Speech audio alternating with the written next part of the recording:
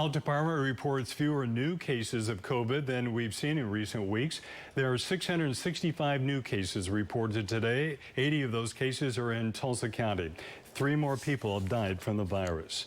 Now a look at the COVID numbers that really count. The 579 Oklahomans hospitalized with the virus. While those cases are down from the recent all-time high, Tulsa is staying pretty steady. But what happens if Tulsa hospitals get flooded with cases from across the state?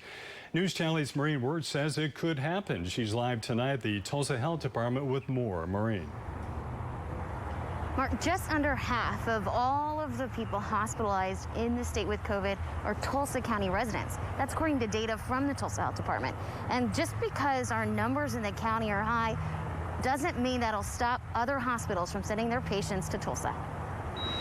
ICU hospital bed capacity.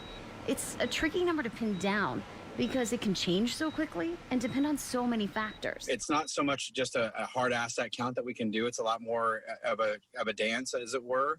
So we work really closely with our hospitals to do that. Travis Kirkpatrick is the Deputy Commissioner of the Oklahoma State Department of Health.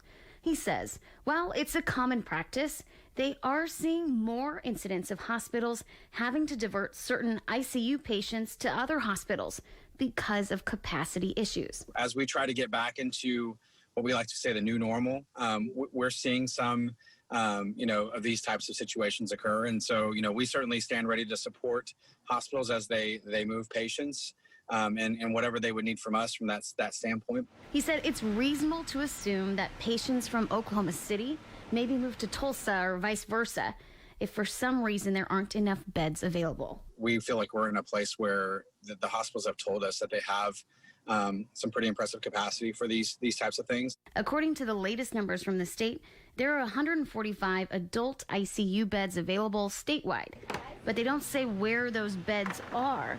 This is something critics have pointed out, saying people should know how many ICU beds are available in their city or county. So you guys would consider potentially publishing something like that on like a region basis? Yeah, I think everything. I think we certainly want to give the best information that we can, transparently as possible, for everyone's use. And so that's good feedback. And certainly, I know that there's a lot of different things that are being considered, but I certainly would encourage us to look at that.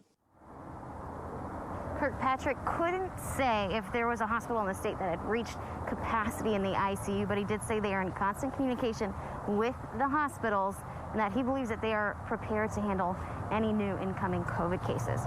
Reporting live at the Tulsa Health Department, Maureen Wurtz, News Channel 8. From the Oklahoma